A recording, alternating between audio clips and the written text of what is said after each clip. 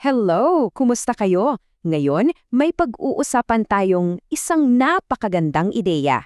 Yung pagtingin natin sa ating mga katawan, hindi lang basta katawan, kundi isang napaka-espesyal na regalo. Tara, alamin natin kung ano ba talaga ang ibig sabihin yan. Bago tayo magsimula, isipin mo muna to. Ano ba yung pinaka-the best na regalong natanggap mo sa buong buhay mo? Di ba pag may binigay sa'yong super special, inaalagaan mo yun ng sobra? Hindi mo hahayaang masira. Well, yung ideyang yan mismo yung gagamitin natin ngayon. So, sa unang bahagi, pag-usapan natin itong napakagandang regalo. At hindi ito basta-basta. Ito yung pinakadakila sa lahat, mas mahalaga pa sa kahit anong gadget o laruan. Ito yung pinakapuso ng usapan natin. Ang buhay mo, ang katawan mo, ay isang banal na tiwala. Isang bagay na napakahalaga na ipinagkatiwala sa'yo. Tandaan mo yung mga salitang yan, ha? Banal na tiwala. Teka, ano ba yung banal na tiwala? Parang ganito yan.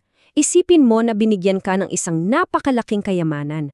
Tapos sabi sa'yo ng Diyos, sa'yo to, ikaw na ang bahala dito, alagaan mo to ng mabuti para sa akin. Ganyan na ganyan kahalaga ang katawan mo sa Kanya.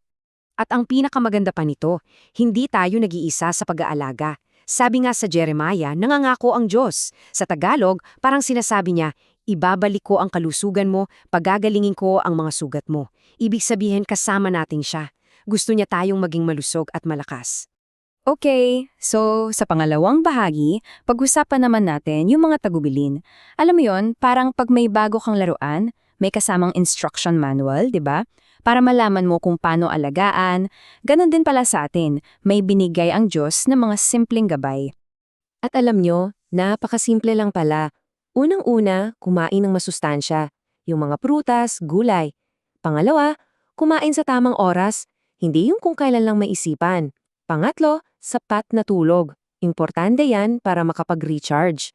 At pang-apat, magsuot ng tamang damit para sa panahon. Simple lang, di ba? Ito yung mahalagang tandaan. Hindi lang to basta mga rules na kailangang sundin. Etong mga simpleng gawin na to, may direkta yung epekto sa nararamdaman mo, sa iniisip mo at pati sa spiritual life mo. So ngayon, dito na tayo sa pinaka-exciting na part. Sa ikatlong bahagi, ano ba ang mga kamangha-manghang resulta? Anong nangyayari kapag sinunod natin yung mga simpleng tagubilin na yon? Tingnan nyo yung linaw ng pagkakaiba. Pagpabaya tayo, ang resulta, malungkot na isip, parang laging pagod yung utak at hirap sa spiritual life. Pero, pag sinunod natin ang paraan ng Diyos, ang resulta, kalusugan, buhay, malinaw na pag-iisip, at higit sa lahat, kaligayahan at kapayapaan. Wow, ang laki ng pinagkaiba. At ito yung mga tiyak na pagpapala, ha? Hindi to hula-hula. Resulta ito ng pagsunod. Magkakaroon ka ng kalusugan, kaligayahan, kapayapaan, magiging mas kapaki-pakinabang ka sa iba, at syempre, yung pinakamahalaga, mas magiging malapit ang relasyon mo sa Diyos. Okay, so paano natin sisimulan? Sa huling bahagi na to, pag-usapan natin yung daan. Ang maganda kasi dito, nasa atin ang desisyon. Ito yung personal journey natin at bawat maliit na hakbang, mahalaga. Tandaan mo to, please. Hindi ka alipin ng masasamang gawi. Hindi ka alipin ng junk food o ng puyat. Ikaw ay anak ng Diyos. At dahil dyan, mayroon kang kapangyarihan na pumili ng tama at nandyan si Jesus para tulungan ka. At hindi mo kailangan na maging perpekto agad-agad. Okay lang yan. Ang mahalaga ay sumusulong ka. Paunti-unti. Isang maliit na tamang desisyon bawat araw. Baka mayon, tubig muna imbes na soft drinks. Bukas naman, try mong matulog ng mas maaga.